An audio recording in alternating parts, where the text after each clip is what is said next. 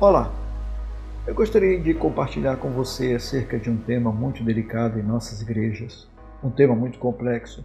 Eu queria falar acerca da queda de um irmão. A Bíblia trata acerca deste assunto e nossas igrejas tratam da disciplina eclesiástica. E a disciplina eclesiástica, na verdade, é uma das marcas de uma verdadeira igreja. No entanto, a gente percebe que existe uma divergência muito grande dentro das nossas igrejas no que diz respeito à pessoa, da pessoa que tropeçou na fé, da pessoa que deslizou em sua caminhada cristã. A palavra de Deus diz no capítulo 24 do livro de Provérbios, no versículo 26, se o justo cair 7 vezes, ele se levantará, não ficará prostrado. E no Evangelho de João, no capítulo 21, nós encontramos a narrativa daquela experiência vivida pelos discípulos após a ressurreição do Senhor. Eles estavam ali numa noite de pesca sem muito sucesso, não conseguiram pegar nada. E de repente o Senhor aparece na beira-mar e ali na praia Jesus prepara uma refeição para os discípulos. E dentre eles estava Pedro, aquele que semanas atrás havia caído, havia tropeçado, ele havia negado ao Senhor Jesus no cenáculo. E a tentativa de pesca foi uma tentativa frustrada. De repente eles ouvem a voz do Senhor, mandando que eles direcionassem as redes para o lado direito do barco. Quando eles saem do mar, eles encontram o Senhor, participam daquela refeição, e ali é a primeira vez que Pedro reencontra o Senhor após a queda. E ali se dá o processo de restauração na vida do apóstolo Pedro. A queda, na verdade, nunca é uma coisa boa.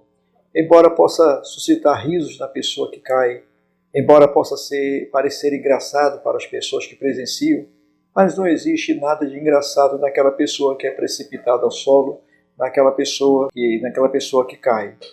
E, na verdade, além das possíveis sequelas que uma queda possa deixar, a queda representa muito mais do que isso. A queda representa vergonha, ela representa a sensação de fracasso, muitas vezes de abandono, de constrangimento, e ela pode também representar para muitos o fim de um projeto de vida. Ela pode representar o fim de um sonho, de uma carreira, inclusive de uma carreira ministerial. Porque, na verdade, Deus não nos criou para a queda.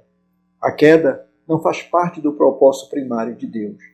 No entanto, à luz das Escrituras, nós entendemos que o cristão convive com a possibilidade da queda, embora esta não seja a vontade do Senhor para a sua vida. A Bíblia nos relata uma diversidade de histórias acerca de homens e mulheres de Deus que tropeçaram em algum momento de sua caminhada com Deus, mas encontraram na graça do Senhor, encontraram através do arrependimento a oportunidade de serem restaurados e de serem reintegrados na sua caminhada cristã. Por isso, eu gostaria de, nessa reflexão, pensar com você acerca de 2 perguntas que eu considero fundamentais nessa questão que envolve a queda de um irmão. A primeira delas é: o que fazer após a queda? E a segunda, tão importante quanto a primeira, é: a quem encontrar depois da queda? O que fazer depois da queda? A primeira coisa que o cristão que caiu, ele deve entender é que a queda não é o seu fim. A queda não representa necessariamente o fim de uma caminhada. Não significa necessariamente que Deus desistiu de você, em hipótese alguma. Alguns homens, algumas mulheres de Deus tropeçaram na sua vida cristã. A gente percebe que a queda ela só é o fim para aquele que tem um coração prepotente, um coração arrogante, um coração inconverso, para aquela pessoa que deliberadamente decide não se arrepender, não abandonar o seu pecado, não buscar a graça, a misericórdia e o perdão do Senhor, como aconteceu com Saul. A Bíblia diz: aquele que encobre as suas transgressões nunca prosperará, mas o que as confessa e deixa alcançará a misericórdia do Senhor, em Provérbios 28, 13, nós encontramos essa declaração. Portanto, lembre-se, a queda não é o fim. Nós podemos reencontrar o Senhor Jesus após a queda, como Pedro reencontrou. Em segundo lugar, é importante nós pensarmos que após a queda, nós também podemos refletir acerca dos motivos que nos levaram ao fracasso espiritual. A queda não é algo que acontece da noite para o dia. A queda ela é o resultado de uma série de erros, de equívocos, de desvios que um cristão comete em sua vida. Falta de vigilância, a falta de temor a Deus, o cultivo de alguns pecados particulares, de alguns pecados pessoais. Eles vão se avolumando em nosso coração e vão nos distanciando, vão nos apartando do Senhor. Isso vai mais tarde culminar numa queda.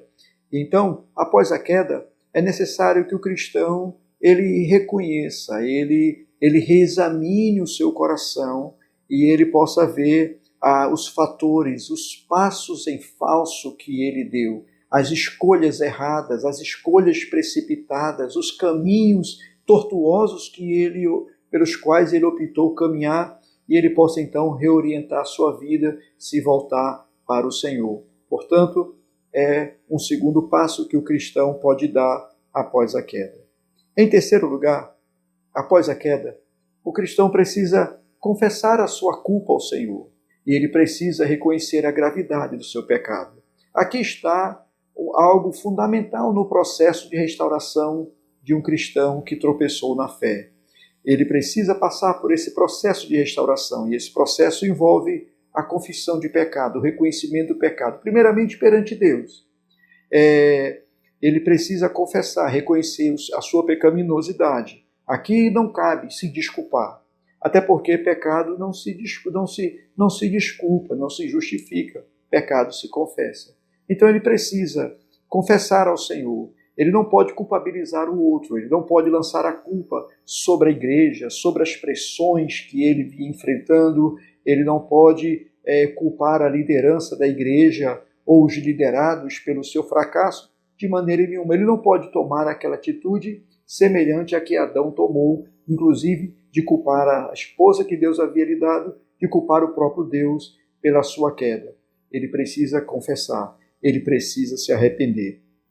E além de confessar a Deus, muitas vezes esse processo de restauração vai levá-lo a também reconhecer a sua culpa perante a igreja e até perante as pessoas que foram afetadas direta e até indiretamente pelo seu pecado. Existem falhas, existem deslizes que não fazem mal apenas àquela pessoa que caiu, mas que também afeta as pessoas à sua volta, como familiares, a própria igreja, dentre outras pessoas. Nesse processo de restauração, é necessário também que se procure as pessoas envolvidas, as pessoas lesadas pela culpa, pelo pecado, e seja confessado. E a outra pergunta que nós tomamos por base nessa nossa reflexão: a quem encontrar depois da queda? Aqui eu quero dirigir uma palavra em especial a você. A palavra de Deus diz que após a queda de Pedro, que naufragou na fé, que dias antes havia negado ao Senhor, ele estava ali pescando e de repente o Senhor aparece à beira-mar. E o Senhor então mostra para os discípulos e particularmente para Pedro. O Senhor faz algumas coisas ali naquele momento, mostrando a reintegração de Pedro na caminhada cristã. A primeira coisa que o Senhor fez foi redirecionar as redes de pesca. Eles haviam tentado de forma frustrada a noite inteira pescar alguma coisa. E aí quando o Senhor aparece e diz para eles: lançai as redes para o lado direito do barco, ou seja, eles estavam colocando suas redes no lugar errado, elas estavam mal direcionadas, e então o Senhor os orienta a redirecionar as redes para o lado direito, para onde realmente eles iam obter êxito, como realmente obtiveram. A primeira coisa que Jesus fez na vida de Pedro foi reorientar a vida dele. Depois da queda, nós podemos encontrar o Senhor Jesus na beira-mar. E a primeira coisa que o Senhor vai fazer é reorientar a vida. Então permita que o Senhor reoriente a sua vida. Deixe de ficar insistindo numa direção errada. Permita que o Senhor reoriente a sua vida para o rumo certo, para o lado direito. A segunda coisa que o Senhor fez na restauração de Pedro foi preparar-lhe uma refeição. E é muito bonita aquela expressão. Jesus coloca brasas ali, e ele coloca pães e peixes sobre aquele braseiro, e quando os discípulos chegam à beira-mar, inclusive Pedro, que havia falhado com o Senhor, eles encontram a refeição. Isso mostra que o Senhor estava convidando Pedro a ter a sua comunhão restabelecida com Deus. Reencontrando o Senhor após a queda, não só nossas vidas são redirecionadas, mas também nós somos convidados a esse banquete, o banquete da comunhão. E é linda, é marcante essa experiência proporcionada pelo Senhor, porque ninguém quer ficar ao lado de um fracassado. Após a queda, muita gente abandona, muita gente tem vergonha de estar ao lado daquele que caiu, daquele que naufragou, daquele que fraquejou na fé. Não pega bem, não dá ibope, ninguém quer fazer uma selfie com uma pessoa que representa um fracasso, representa uma frustração. Isso pode queimar o nosso filme, como nós usamos aí na linguagem. Mas Jesus não se envergonhou de Pedro. Jesus preparou um banquete para ele, preparou uma refeição, mostrando ali a sua amizade, mostrando ali o seu amor, a sua comunhão com o discípulo. E a terceira coisa que Jesus fez na restauração de Pedro foi reintegrá-lo no serviço do Senhor. Disse o Senhor: Pedro, tu me amas, apacenta os meus cordeiros. E então o Senhor, que foi reencontrado por Pedro após a queda, o Senhor também reintegrou Pedro na caminhada cristã. E aqui eu quero também deixar uma palavra à igreja, a você que é líder de uma igreja, você que trabalha com pessoas que estão debaixo da sua liderança. Qual é o olhar da igreja para aqueles que caíram? Em primeiro lugar, nós precisamos entender que a igreja não pode abandonar aqueles que caíram na fé, aqueles que fracassaram.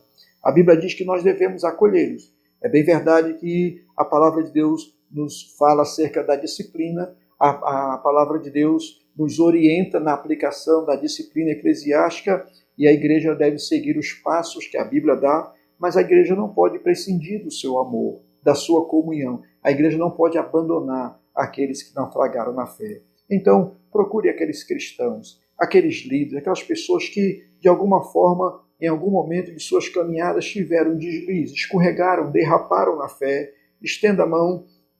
E aqui eu quero fazer uma outra observação ainda à igreja. Temos a preocupação com a nossa missão, em ganharmos as pessoas para o Evangelho, em irmos às ruas, às praças, aos lugares lá fora, pregar a palavra de Deus para aquelas vidas destroçadas, porque nós cremos na eficiência do Evangelho, nós cremos na suficiência do Evangelho, nós cremos na mensagem da cruz que restaura o pecador, que o transforma, que faz dele uma nova criatura, como a palavra do Senhor nos diz em 2 Coríntios 5,17. No entanto, muitas vezes, apesar dessa ênfase em trazermos os de fora para dentro do Evangelho, nós nos esquecemos daqueles que estão lá dentro. Queremos trazer para dentro das nossas igrejas aquelas pessoas que estão com suas vidas em pecado, para que elas se convertam e sejam salvas, mas nós esquecemos daqueles que já estavam no caminho e que em algum momento tropeçaram. Então, meu irmão, ajude aquela pessoa que está do seu lado, que um dia fracassou, que um dia tropeçou na fé.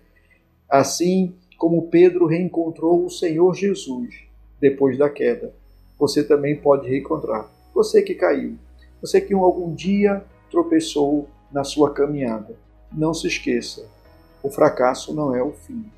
Jesus está na praia e você pode reencontrá-lo após a queda, assim como Pedro reencontrou, porque Deus não desistiu de você.